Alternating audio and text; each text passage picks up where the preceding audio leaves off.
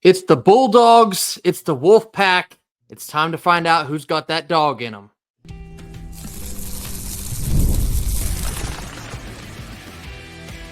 You are Locked On Wolfpack, your daily podcast on the NC State Wolfpack, part of the Locked On Podcast Network. Your team every day. What's up, Wolfpack Nation? It's time to get locked in with Locked On. Thanks for making Locked On Wolfpack your first listen each and every day. We are free and available wherever you get your podcasts and on YouTube, part of the Locked On Podcast Network, your team every day. Our Friday sponsor is Gametime. Download the Gametime app, create an account, and use code LOCKEDONCOLLEGE for $20 off your first purchase, only on Gametime. Happy Friday to all. As always, I'm Grayson Boone, joined by former Wolfpack defensive tackle Kenton Gibbs. Kenton, we've talked all week about our run offense deficiencies, how that should or should not be cleaned up. We got a game to get to this coming Saturday. The Louisiana Tech Bulldogs are coming to Raleigh, and we have Kentons Keys. Let's get to them. Absolutely. So the first key is a very lofty one, but I still need to see it nonetheless. Scored 21 plus points in the first half. At the end of the day, the 21 points isn't about this is a lesser opponent, so you need to dominate, whatever the case may be. No, this is about offensive execution needs to be exponentially better. It needs to be exponentially better because against both Western Carolina and Tennessee, there were plays that were being left on the table where it's like, hey, there are points here for you if you are willing to go claim them. You have to claim them in this game. Score 21 plus in the first half. Number two, less than 8 targets for loss or offensive penalties. The reason that this is a key is because I believe that the key to this team creating an identity or finding who it wants to be is staying in advantageous situations. What is the quickest way to derail a drive? A big loss, a penalty.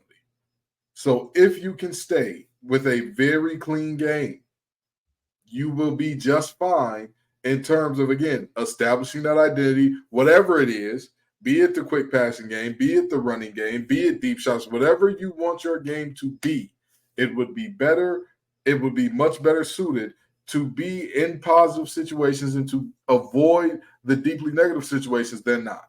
Last key, Grayson McCall, be over 60% completion percentage in this game. Now, let me tell you something. On the season so far, of course, everybody's going to look at the Tennessee game and say, man, what a terrible game that was, what a tough game that was, and all the things there. However, the reality of this is simple. The reality of who the Wolfpack have to be is simple. If we go back to game one, we look at a situation where Grayson McCall against Western Carolina now, this is not this, and that's what I mean by this is not about anybody else or what they're doing, whatever the case may be, 65% of his passes in that game. So, again, be on time, be on target, hit guys when they're open. Hit guys when they're open. That's the biggest thing to me. And there is no way to kind of quantify not missing big shots. So I would say over 60%, even though I feel like looking back at the stats for the first two games, I kind of want to up this one to maybe 70% because he was over 60 in both of the first two games of the season. And I don't think either one of those performances were good enough. Yeah, I think 70% probably makes a lot of sense, especially considering the opponent on Saturday. But yeah, all three of these offensive keys, it just speaks to the overall consistency that we have not had any of either of our first two games here. The offense has to be able to continue drives and stay on the field. Coach Dorn preaches a lot about complementary football. The offense has really not been complementary at all to the defense for much of the season so far. So being able to stay on the field, sustain drives, staying ahead of the sticks is another big one. I'm looking at number 2 on your screen, probably closer than the others because the TFLs have been a problem thus far. I think Western had 9 on us. Tennessee had, I think it was like 13 or something ridiculous like that. There's a really good comment for Fan Friday that kind of touches on this, or at least highlights it, I should say. Running into a defensive line that knows you're about to run is a really big part of that. When you become so predictable in offense, you're going to run into a brick wall more often than not. And so the TFLs will stack up on you.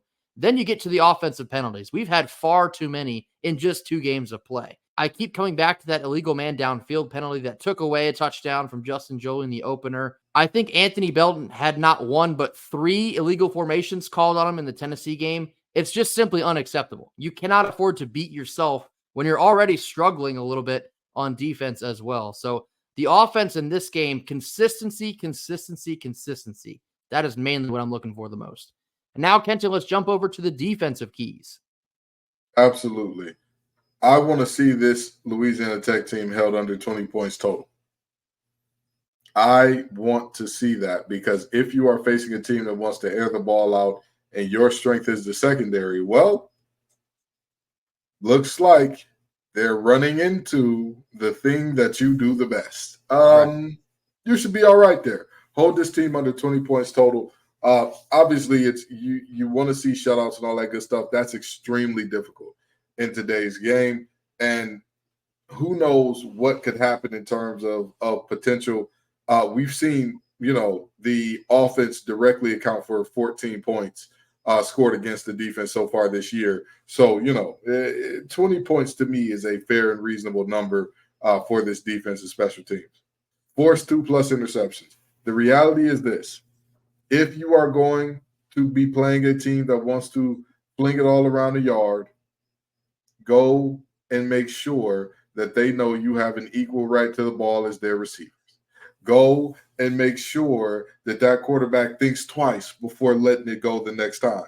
You know what makes quarterbacks think twice?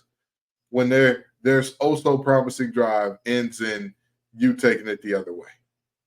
You know what makes quarterbacks think twice? When they think that the read is there, but man, that last time I thought it was there too, and that number 3 guy came out of nowhere and snatched one off. I am telling you right now, if you force multiple interceptions, I'm not saying that Louisiana Tech folds, but what I will say is it puts you in a better situation than if you were turnover-less. Last but not least, hold Jack Turner under 260. Here's the reality. If Turner can go off, find open guys, hit the 300-yard mark, this could be anybody's game. And I mean that from the most genuine standpoint possible. Because if he is still in the game, that means it's close. And if he is hitting up that 300 number, that means, hey, we're struggling in stopping these guys, and they've successfully moved the ball multiple times on us. So holding Jack Turner under 260 is the last key for me. Yeah, we talked on Thursday's episode that in week 1 for Louisiana Tech, they turned the ball over a total of 5 times. There was 3 picks and 2 fumbles. A team that's going to turn the ball over at that rate, and yes, I know it was only one game, NC State's defense has to be chomping at the bit here. They're looking for a game that they can take over on the defensive end because they're 0 for 2 so far this season. If you can force Jack Turner into not one but multiple bad decisions, I do think that Louisiana Tech will fold relatively quickly.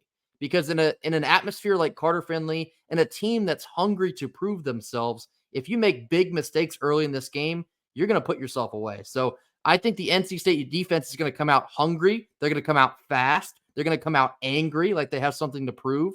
And I think all 3 of these keys are very easily, and maybe I shouldn't say easily, but I think they're all very well attainable. I don't think Louisiana Tech's offense is anything spectacular to behold. I mean, they struggled to score on a team like Nicholls State. Again, it's apples to oranges here, but the NC State defense knows the assignment, and they need to come out and knock somebody's stuff loose. And coming up next, we're going to get into Fan Friday, addressing our top comments of the week. Stick with us. Our first sponsor of the day is eBay Motors. Passion, drive, and patience, that's the formula for winning championships. But it's also what keeps your ride or die alive. eBay Motors has everything you need to maintain your vehicle and level it up to peak performance.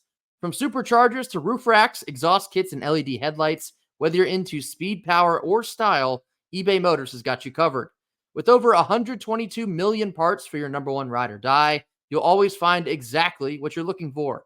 And with eBay's Guaranteed Fit, your part is guaranteed to fit your ride every time or your money back. That's because with eBay Motors, you're burning rubber and not cash. With all the parts you need at the prices you want, it's easy to turn your car into the MVP and bring home huge wins.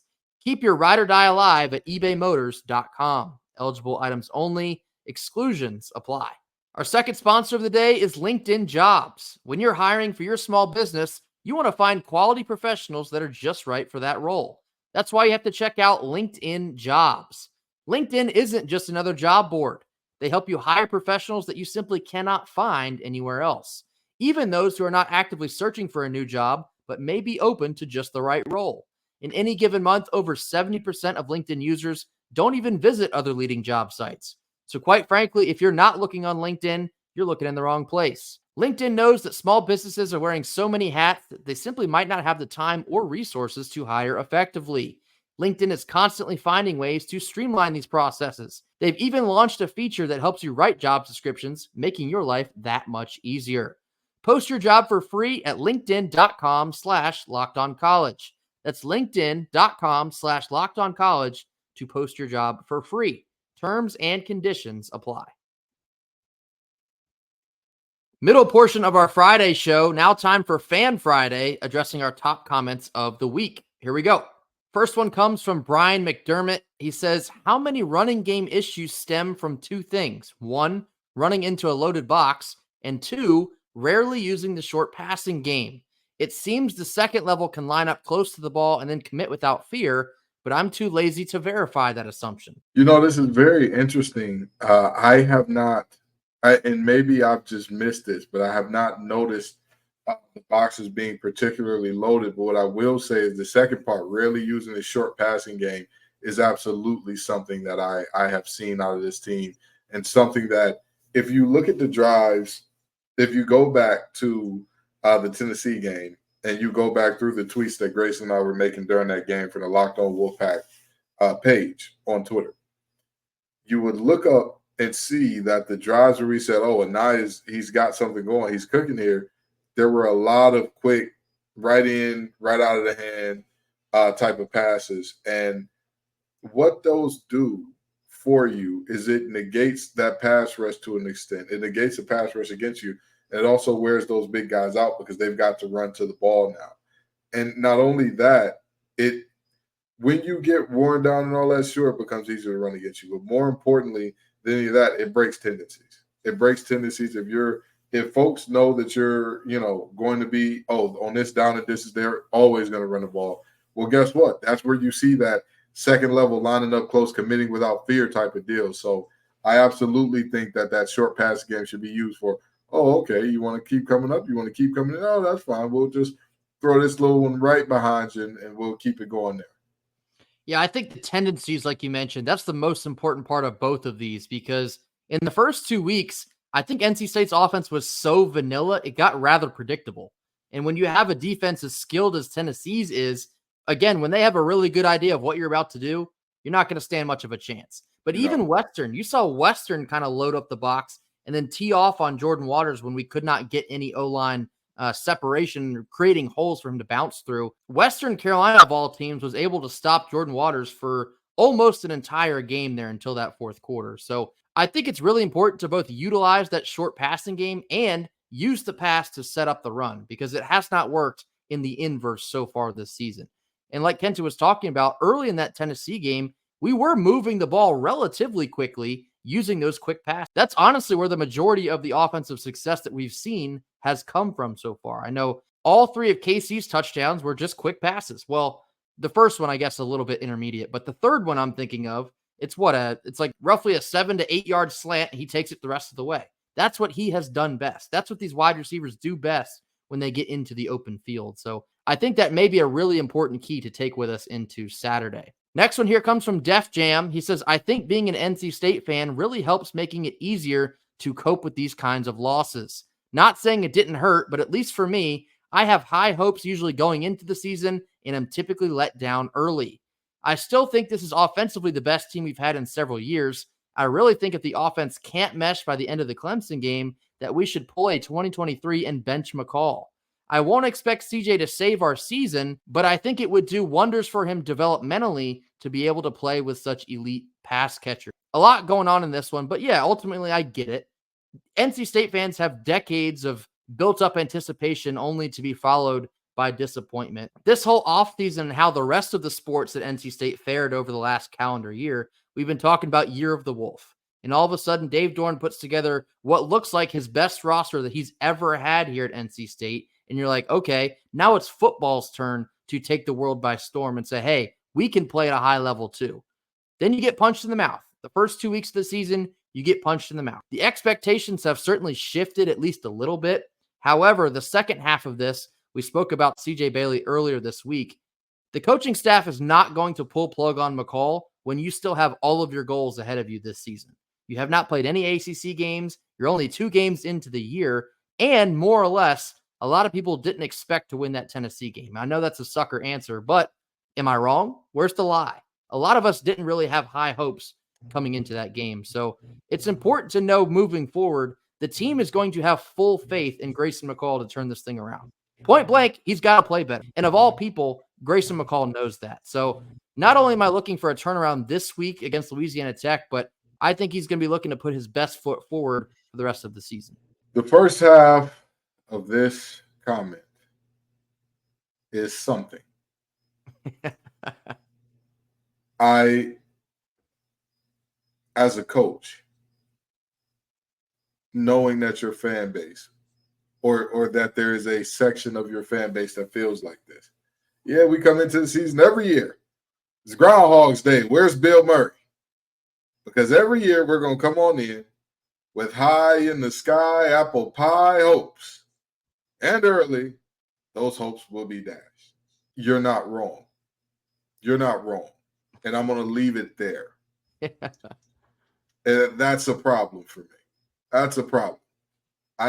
At some point in time, the team needs to match the expectations of what, the fans, the media list, what they're coming up with. Now, is this the best team that we've had offensively in several years? That's debatable. With the quarterback play I've seen, that's tough. That's tough. And by the way, somebody brought up the point that maybe Grayson McCall didn't overthrow Jolie. Maybe Jolie was not supposed to stop and was supposed to keep leaking to the sideline, that's possible. That still doesn't excuse the stick route, but that means that one of the two is on him. Which, okay, cool, I get that. To have this be our best offense with the quarterback play we're seeing, that's tough. So yeah, and should we bench McCall if things don't get together by the end of the Clemson game? I would say at that point, absolutely, because then you'll have seen this guy against multiple inferior opponents, and you've seen a team that is like better than you by a good margin with Tennessee. And then you're playing Clemson, a team that you're supposed to be on the same level too, where you're supposed to be, hey, they're going down, they're on the descent, we're on the ascent. We should be meeting in the middle somewhere. I don't understand how one could say, oh, everything's going to be okay even if we get bludgeoned at Clemson and Grayson McCall looks like a deer in the headlights again. Absolutely not. I'd rather have my freshman look like a deer in the headlights because he can learn. He can learn and say, okay, these were the mistakes I made. The game felt too fast because of this, as opposed to having a 6-year guy like, man, this game really is fast. And I thought, I don't give a damn. That's embarrassing. Next one comes from Mal. Shout out, Mal. She says, one of the things that bugs me the most about Dave is that sometimes he can be too attached to his seniors. They get the starting spot in the beginning of the season, and then Dave hesitates to take it from them, even when the younger guys behind them are clearly playing better. Like it's just out of respect or something. I don't know. Maybe that's just me. So it's not just you, Mal. This is something I've seen multiple times over the course of years in the Dave Doeren era. I've had this thought before. I've had friends express very similar thoughts before. And I think in the new era of college football where you are seeing these freshmen arrive on the scene and they're ready to go right from the jump, like KC, for example, last season, or maybe Jonathan Paylor, Keenan Jackson, Terrell Anderson, guys that you've all seen a little bit of already so soon out of the gate. The phrase that Kenton uses all the time on here, play the best 11 guys that you have. Doesn't matter if they're freshmen, doesn't matter if they're grad transfers. If they give you the best chance to win a football game, they need to be on the field. A lot of that context was in favor of Hollywood Smothers earlier this week. I would like to see Smothers basically split carries with Jordan Waters this weekend at Louisiana Tech. The burst and the electricity we've seen from Smothers has not been visible in any other back that we have. If he gives you the best chance to bounce the run outside and house it potentially, I need that guy on the field. That speed is something that you just simply cannot teach. Speed kills. Smothers has it. Put him in the game. There is absolutely the feeling of being too attached to seniors. And I'm going to tell you something. The best coaches never are too attached. How many times has Nick Saban benched a starting quarterback, mid-game, mid-season, whatever? Without fear, too. We saw it with Tua and Jalen Hurts. We saw it against USF when he played 3 different quarterbacks. Nick Saban is not afraid to say, hey, you know what? You're not meeting the damn standard. And to me, if anything, my seniors would have a shorter leash because, again, you've been here. You know you're supposed to be the pace setter. So if my pace setter is underperforming, I'm not sure if I'm giving you all day and tomorrow to figure that thing out, as opposed to, again, having a new regime, having younger guys where it's like, hey, even if he is struggling, that's his first time struggling. That's his first time seeing this. And maybe he'll be better next time, as opposed to, God, this is your 16th time seeing this, and you still can't get it right. So I don't understand what the loyalty to the seniors is, especially for the fact that, no disrespect to Jordan Waters, he's not a homegrown senior. It isn't a guy that's been in the program for 3, 4, 5 years. It's like, hey, we got him from high school, and he's turned into this amazing.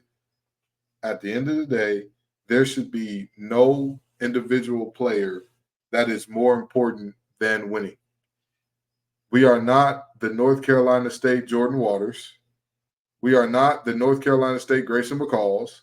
We are not the North Carolina State Ken Gibbses. We're not the North Carolina State Grayson Boones. We're the North Carolina State Wolfpack. And what's best for the pack should be what is being done, regardless of seniority. Last one comes from Brian with a Y. He says, what we know is Dave Dorn and Sons are into salvage. They can absolutely turn this around. The problem for me is that we can't make the leap if we keep doing this. We need season-to-season continuity, especially at quarterback. Yes, absolutely, Brian. The two of us on here, we both agree with you. The one-year rental at quarterback really isn't working out for many teams across the country, but especially right here at NC State. And yes, I know 2 games into this season, there's still time for the kinks to be worked out, but early observations here, I would much rather have essentially a homegrown talent brought up through the ranks, and that will be your quarterback for not 1 year, but multiple years. And that's why I think a lot of people already are so attached to CJ Bailey and then possibly the idea of Will Wilson, who comes in the program next year. But the first of your points here, we saw what this team was able to do last season in 2023.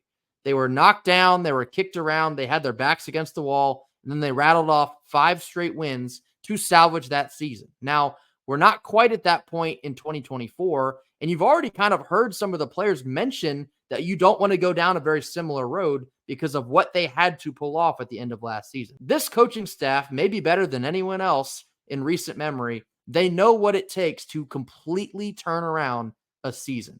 And knowing that, you're going to see the beginning signs of that this Saturday against Louisiana Tech. I think we're going to come out fired up, and we're going to get into our score predictions here in just a couple minutes, but I do think we're finally going to see a different side of this football team that we've been waiting to see. I think they will successfully turn the page from this ugly Tennessee loss. They're going to win this game by a comfortable margin, and then they're going to look forward and see what they can do down at Clemson. I say all that to say they know what they're up against. They know what's on the line this season, and they're going to be hitting it with full speed. At the end of the day, you're right about this staff being good at turning it around and all that midseason. Sure, great, but I want to get to the last part because that's most important. We need season-to-season continuity, especially at quarterback. Yes, absolutely. Absolutely. I have given this one-year rental thing a shot. I've given it its fair shake in multiple QBs and all that. I've seen enough. I want homegrown quarterbacks, period. The only guys who have managed to make that transition from their old college to the new and balling out in year one are all mobile guys, or we don't have a big enough sample size to determine whether or not that player is the real deal. That's what all of them look like. So, the reality of what we're seeing here, the reality of what we're looking at with this team is very simple. Are you prepared to, again, turn this thing around, get up off the mat? Because honestly, it's great that you're having the come to Jesus moment 2 games in the season because you haven't played a conference game. You got 10 in front of you. Everything's still there. Are you prepared? Coming up next, we're going to round out our Friday show with our final thoughts and our score predictions for Saturday against Louisiana Tech. This comes after a quick word from our sponsors. Our third sponsor of our Friday show is Factor Meals. Fuel up with Factor's no prep, no mess meals to meet your wellness goals. This is thanks to the menu of chef-crafted meals with options like Calorie Smart, Protein Plus, and Keto.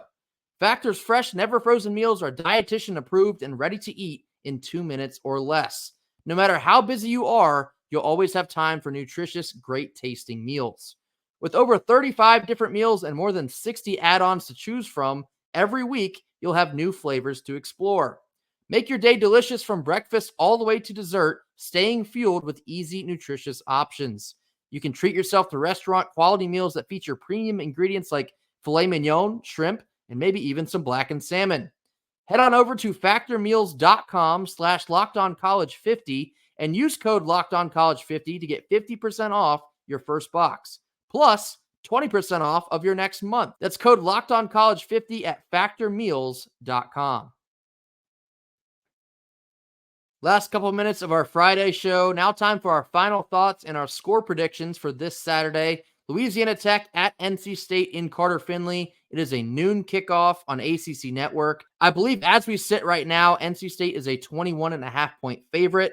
Kenton, how do you see this thing going on Saturday? NC State does not cover, but they win. I see this game being a low-scoring slugfest, 27-10 Wolfpack. Woo, that is an ugly one. Oh, man. You could bet you're going to hear a lot of boo birds in the crowd, I think, if that ends up being the case. I'm going the other way with it. I think NC State will come out fired up. I think the offense does feel like they have something to prove. I think the defense also feels like they have something to prove. And I'm not trying to take this in a sunshine and rainbows type thing. Everything is okay. We have glaring problems. Our offensive line has not been consistent. The running game has not been consistent. Our quarterback has not been consistent. However, I think Louisiana Tech is struggling so much on defense coming into this year. I think this is the perfect opportunity for a get-right game for the NC State Wolfpack. I have the Wolfpack winning big. I have 48-17. They both cover that 21.5-point spread, and they win by a comfortable margin. Everyone goes home happy, touchdowns for all, and hopefully inspired a lot of confidence as you move into Clemson week the week after. That'll do it for us here on Friday and for the week. Be sure to hit that like button. Drop your comments in the comment box. If you have score predictions, drop those in the comment box as well. Anything else you have on your mind, put that in there as well. Mash that subscribe button if you have not already. We will see you all on Saturday for our post-game feed following the Louisiana Tech and NC State football game. And until then, go Pack. Go Pack.